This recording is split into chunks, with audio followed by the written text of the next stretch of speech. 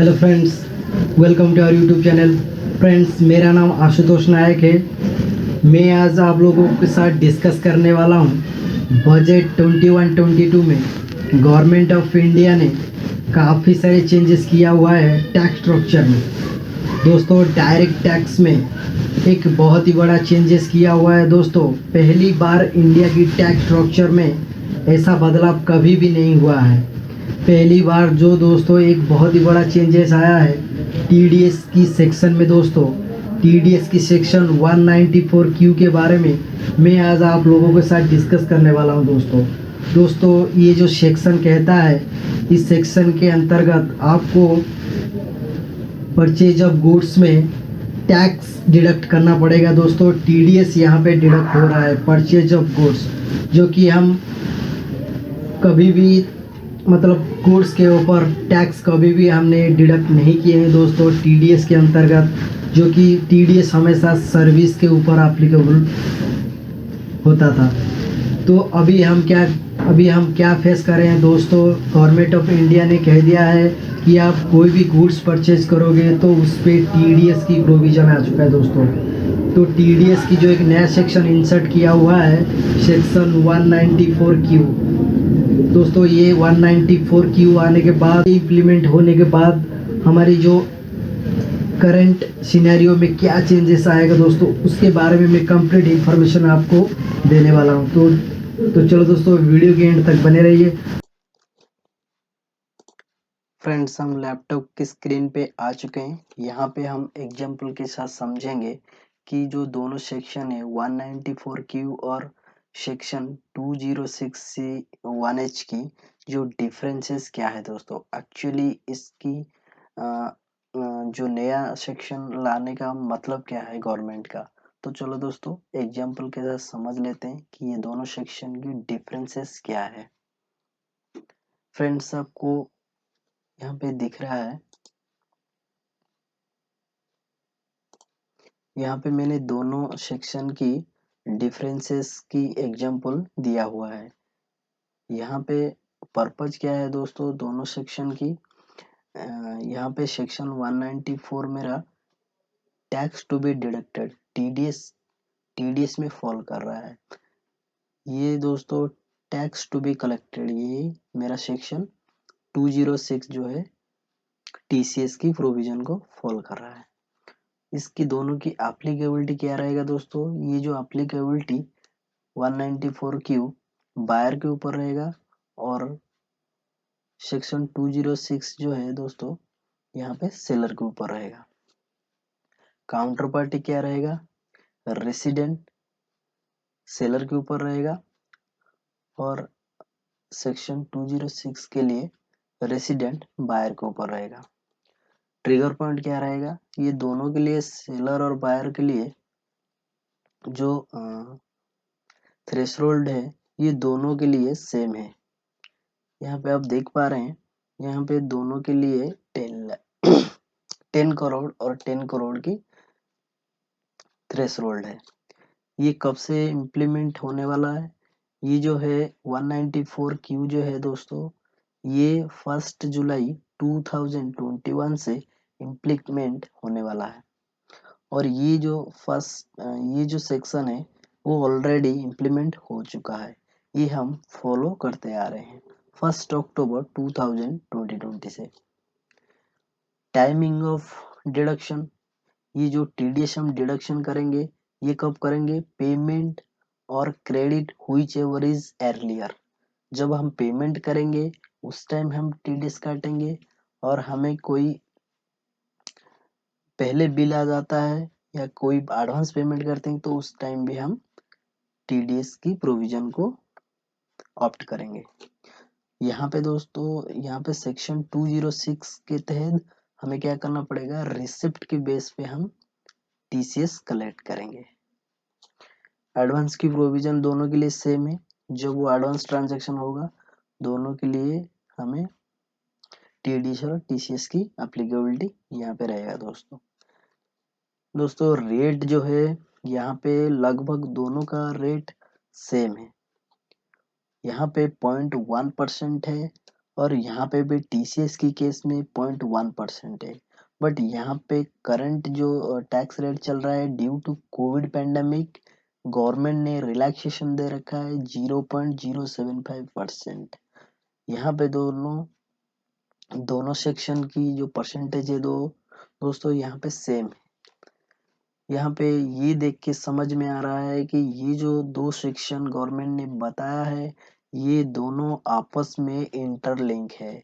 194Q और 2061H जो ये दो सेक्शन है दोस्तों ये आपस में इंटरलिंक है, कोई चेंजेस इसमें मुझे नहीं लग रहा है, लगभग सेम है। यहाँ पे दोस्तों यहाँ पे if pan not available, TDS की केस में पैन अवेलेबल नहीं रहेगा तो 5% टैक्स हमें काटना होगा। और टीसीएस की केस में क्या होगा, यहाँ पे पैन अवेलेबल नहीं रहेगा या बायर या सेलर को तो 1% टीसीएस कलेक्ट करना होगा। और यहाँ पे थ्रेशोल्ड है दोनों का सेम है, 50 लाख से एक्सीड करेगा ट्रांजैक्शन वैल्यू तो टीडीएस और टीसीएस एप्लीकेबल होगा। यहाँ पे लगभग ट्रांजैक्शन वाइज हम देख रहे हैं तो सब कुछ यहाँ पे सेम है दोस्तों दोनों सेक्शन का। यहाँ पे 10 जो रिक्वायरमेंट है ये दोनों यस, यहाँ पे भी 10 की रिक्वायरमेंट है, यहाँ पे 10 की भी रिक्वायरमेंट है। और जो फॉर्म जो हम टीडीएस डिडक्ट करेंगे वो 26Q में जमा करेंगे और यहाँ पे हमें 26UQ में हमें टीसीएस जमा करना होगा। और यहाँ पे जो सर्टिफिकेट इशू करेंगे दोस्तों फॉर्म 16 प्रोवाइड करना पड़ेगा 194Q के लिए और सेक्शन 20C1H के लिए हमें फॉर्म 20D प्रोवाइड करना पड़ेगा। तो फ्रेंड्स हम ये थियोरेटिकली समझ गए, हम चलते हैं अभी प्रैक्टिकल इंडस्ट्री में हम क्या फॉलो कर रहे हैं और वहाँ पे क्या चैलेंजेस हम फेस करने वाले हैं फ्यूचर में, उसके ऊपर एग्जाम्पल के साथ हम समझते हैं। सो फ्रेंड्स आपको ये समरी शीट डिस्प्ले हो रहा होगा दोस्तों। यहाँ पे मैंने एक एग्जाम्पल के तौर पे आपको समझाने के लिए एक चार्ट बनाया हुआ है। यहाँ पे चार्ट में दोस्तों सीरियल नंबर, बायर की टर्नओवर, सेलर की turnover, transaction value, applicability section किसके ऊपर हो रहा है और किसके ऊपर एप्लीकेबल हो रहा है, ये मैं 1 बाय 1 आपको समझाऊंगा दोस्तों। ये एग्जाम्पल हम अच्छी तरीके से समझ जाएंगे तो हमें कोई कंफ्यूजन नहीं रहेगा कब हमें टीडीएस काटना है और कब हम टीसीएस कलेक्ट करना है। सबसे पहला ट्रांजैक्शन है दोस्तों बायर की टर्नओवर जो है 5 करोड़ है और सेलर की टर्नओवर जो 11 करोड़ है। सपोज आप बायर हो, आपकी जो टर्नओवर है दोस्तों यहाँ पे 5 करोड़ है और आपकी जो सेलर है उसकी जो टर्नओवर है वो 11 करोड़ है। टीसीएस और टीडीएस की जो प्रोविजन में जो टर्नओवर की जो थ्रेशोल्ड है दोस्तों वो 10 करोड़ से एक्सीड होना चाहिए। यहाँ पे फर्स्ट एग्जांपल में जो बायर है उसकी टर्नओवर अभी 10 करोड़ से एक्सीड नहीं कर रहा है तो ये दोनों सेक्शन जो हो एप्लीकेबल हो रहा है सेलर के ऊपर। अब सेलर के ऊपर हो रहा है, यहाँ पे दोस्तों ट्रांजैक्शन वैल्यू क्या है, ट्रांजैक्शन वैल्यू बोल रहा है कि 55 लाख। यहाँ पे भी आपकी जो ट्रांजैक्शन वैल्यू है इसकी जो थ्रेशोल्ड लिमिट है दोस्तों वो 50 लाख है। यहाँ पे दोस्तों यहाँ पे भी थ्रेशोल्ड लिमिट से ट्रांजैक्शन एक्सीड कर रहा है तो एप्लीकेबिलिटी ऑफ सेक्शन क्या रहेगा 2061H। किस लिए रहेगा दोस्तों, यहाँ पे सेलर की जो टर्नओवर है यहाँ पे सेलर की टर्नओवर ही 10 करोड़ से एक्सीड कर रहा है, बायर की नहीं कर रहा है तो यहाँ पे टीसीएस की प्रोविजन लगेगा 2061H के तहत सेलर को टीसीएस कलेक्ट करके गवर्नमेंट को जमा करना होगा। सेकंड एग्जांपल क्या बोलता है दोस्तों, बायर की टर्नओवर 15 करोड़ है और सेलर की टर्नओवर 7 करोड़ है तो यहाँ पे बायर की टर्नओवर 15 करोड़ जो कि टर्नओवर की थ्रेशोल्ड को एक्सीड कर रहा है, यहाँ पे सेलर की जो टर्नओवर है यहाँ पे 10 करोड़ की थ्रेशोल्ड को एक्सीड नहीं कर रहा है, बट यहाँ पे ट्रांजैक्शन वैल्यू जो है वो 50 लाख से ऊपर हो रखा है दोनों के बीच में। तो यहाँ पे दोस्तों 194 क्यू एप्लीकेबल हो रहा है सेक्शन, जो कि बायर की रिस्पॉन्सिबिलिटी है, क्योंकि यहाँ पे बायर की टर्नओवर 50 लाख है, यहाँ पे सेलर की टर्नओवर जो कि वो थ्रेशोल्ड लिमिट से नीचे है।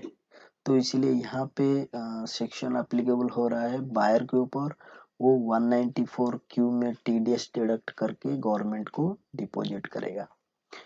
थर्ड एग्जांपल क्या बोलता है, यहाँ पे बायर की जो टर्नओवर है वो 12 करोड़ है और सेलर की जो टर्नओवर है वो भी 13 करोड़ है।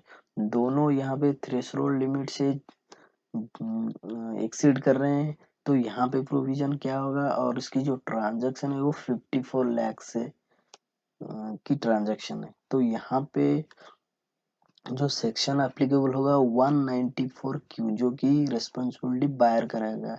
यहाँ पे क्यों बायर की रिस्पॉन्सिबिलिटी रहा, यहाँ पे फ्रेंड्स समझने के लिए समझने वाली बात है दोस्तों। यहाँ पे जो नया सेक्शन आया है 194 क्यू, इसमें साफ क्लियरली मेंशन है, यहाँ पे जो भी एक्ट पहले से बना हुआ है, मींस टीसीएस की जो एक्ट बना हुआ है उसके ऊपर ये ओवरलैप हो रहा है दोस्तों। यहाँ पे टीसीएस की जो सेक्शन है उसके ऊपर 194 क्यू जो है वो ओवरलैप हो रहा है।